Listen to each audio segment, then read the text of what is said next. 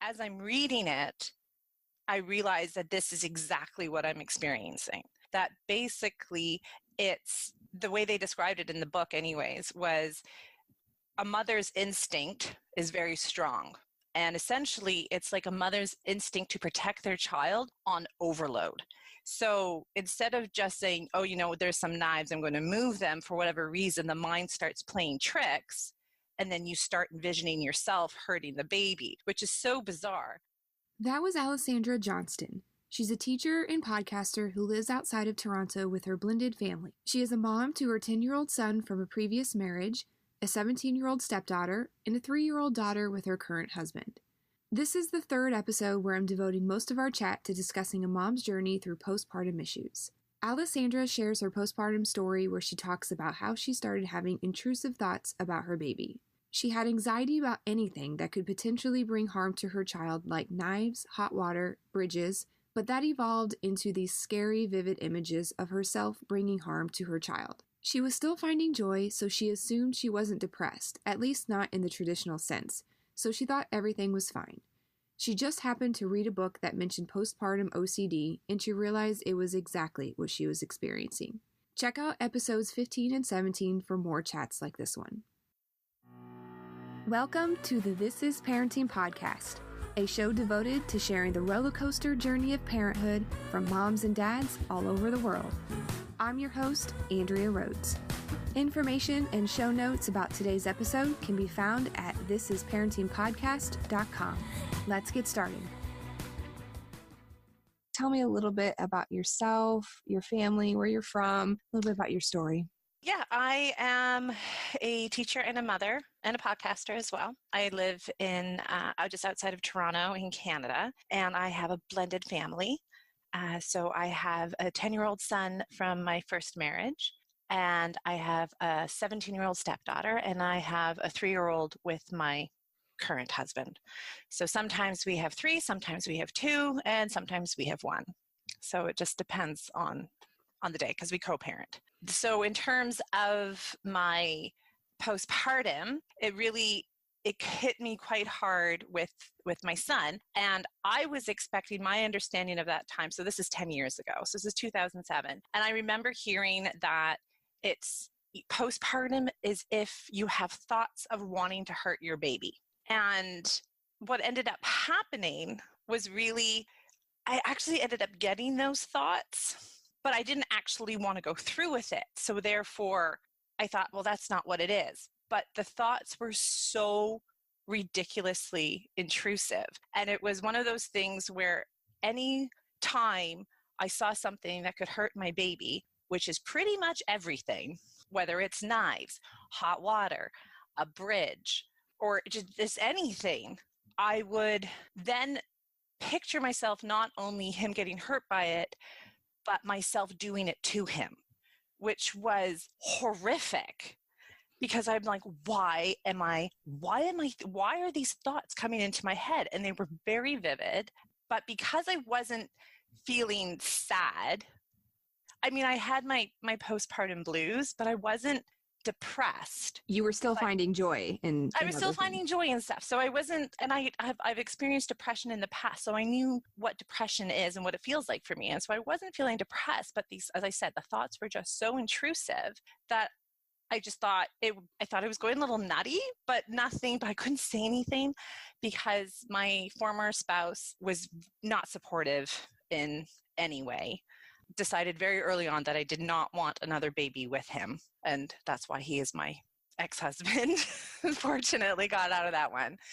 So I had to do this all by myself. And the whole time I was actually very by myself.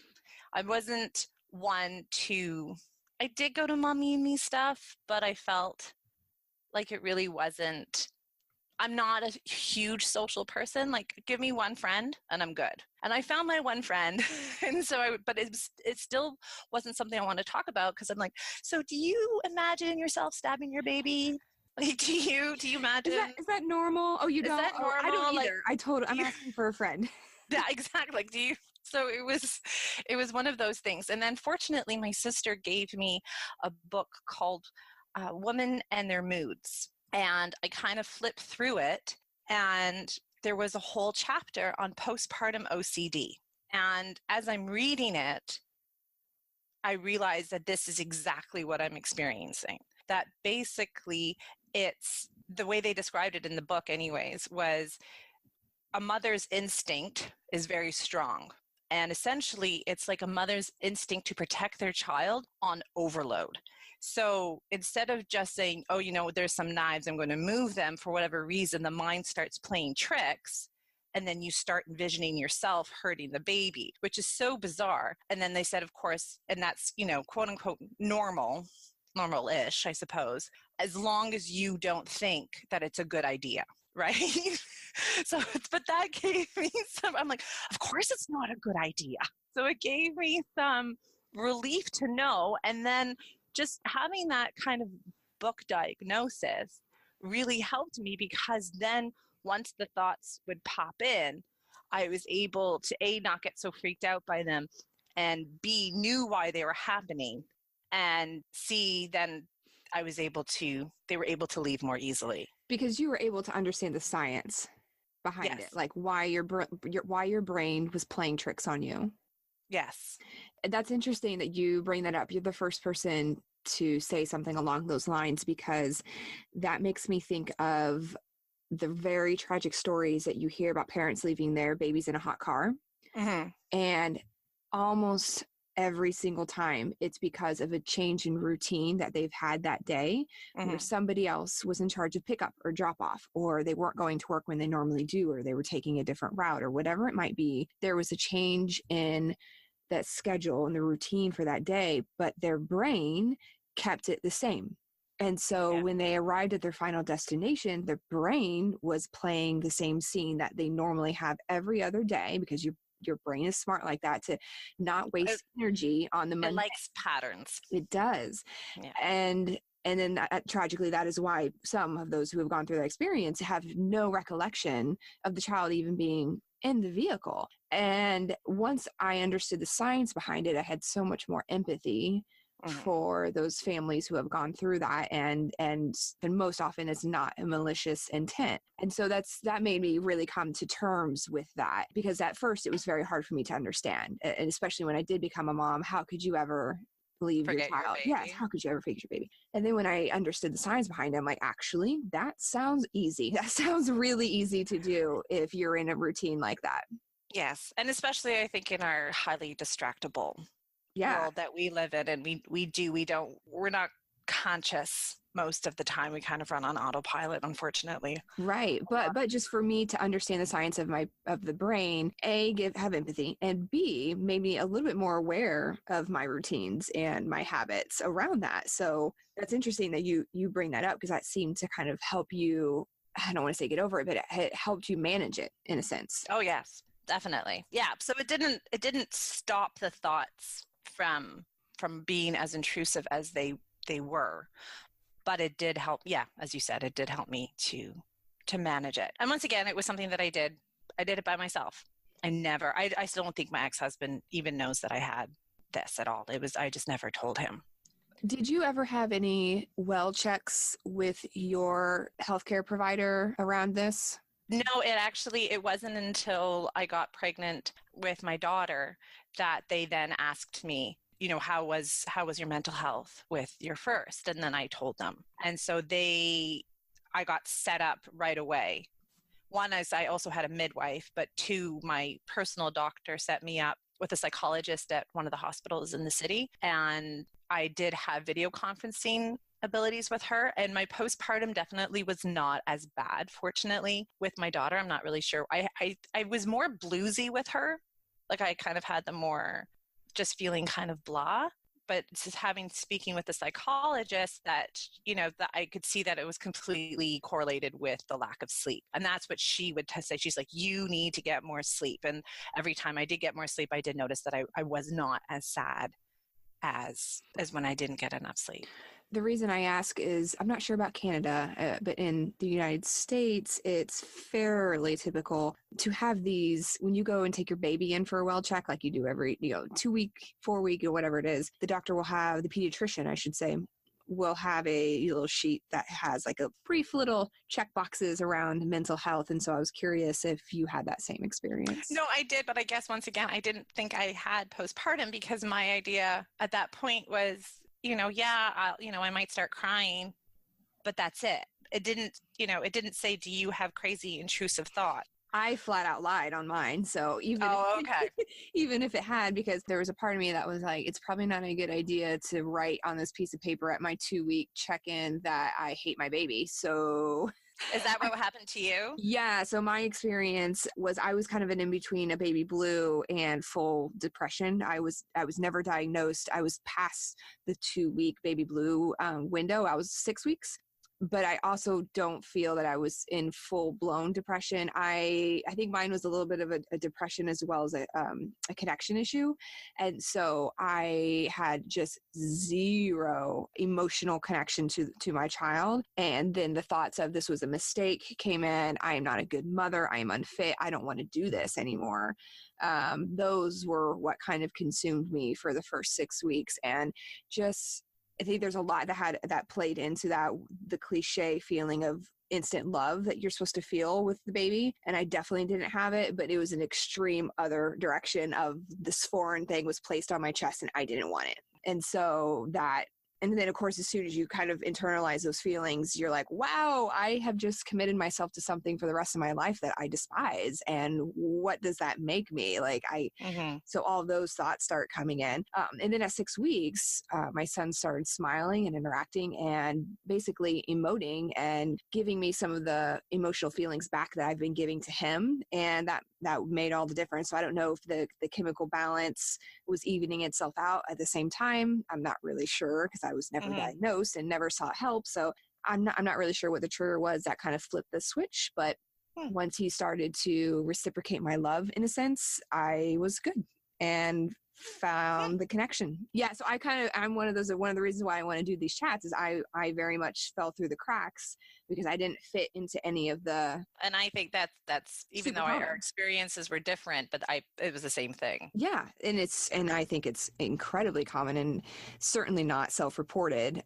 Because again, I didn't tell my husband, and you said you weren't reaching out to anybody, and who's going to admit in that vulnerable state that you have these thoughts and you think you're a terrible mom or you want to harm your child or you hate your child? No one's going to admit that. And my husband in hindsight noticed that something was wrong, but then he didn't know what to do. He noticed something was awry. Obviously I was not myself, but also I wasn't getting any sleep and I was trying and struggling with breastfeeding and he wasn't sleeping and all the things that happen to a new mom. He was like, I just didn't want to say anything because I didn't want to piss you off anymore. I didn't want to make you any more sad. I didn't want to make you any more whatever it was that you were doing. So he was just very like, I'm just going to go over here for the next month. Yeah. You tell me. I think it's hard for them, right? Because they just kind of watch. Yeah. And they know that you're going, well, it depends on your husband. My first husband was like the least sympathetic man in the world. But, my current husband is much more empathetic and understanding.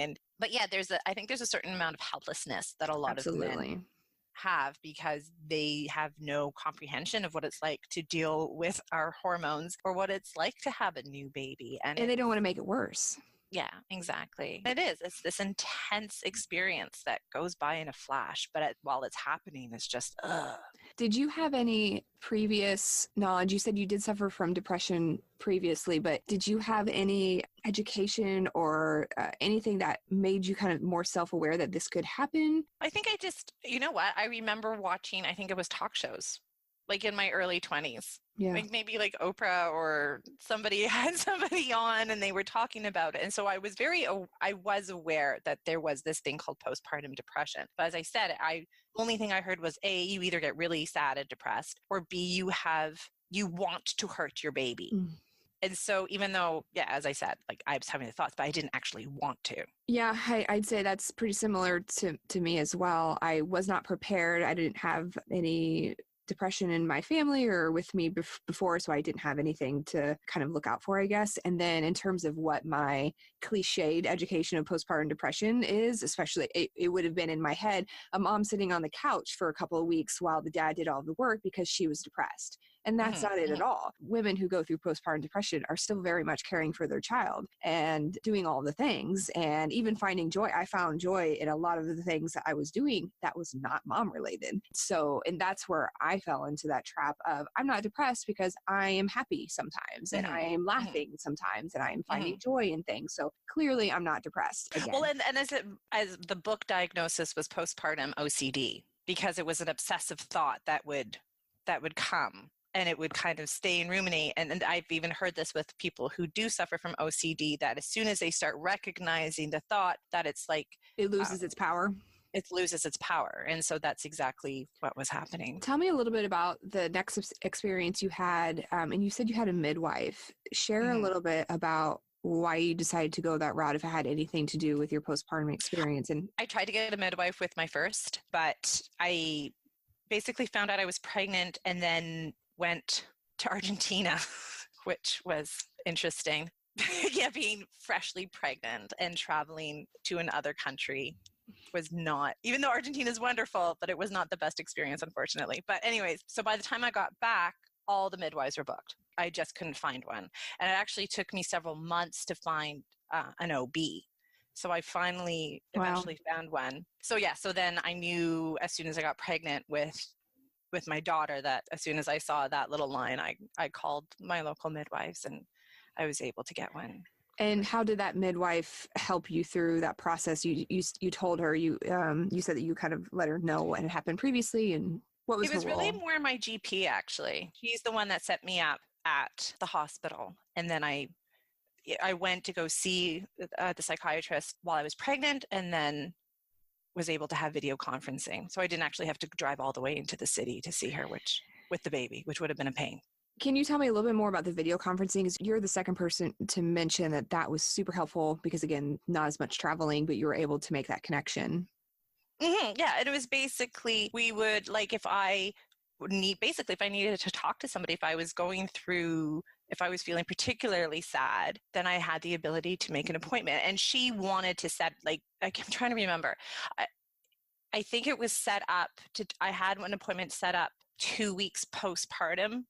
And so there was like every 2 weeks for a while. And then it became just whenever I needed, which I think for me, just knowing that I had that safety net, I didn't actually utilize it that much. I think I really only spoke with her maybe 4 times.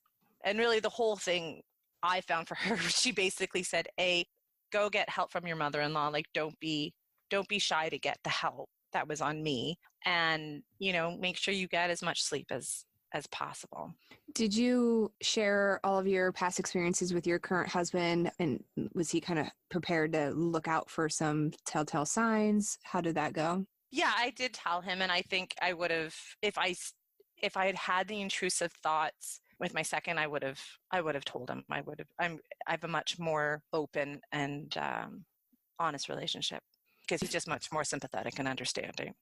If you were to talk to maybe somebody who's pregnant or might want to become pregnant, what would you share with them in terms of preparation for something like this?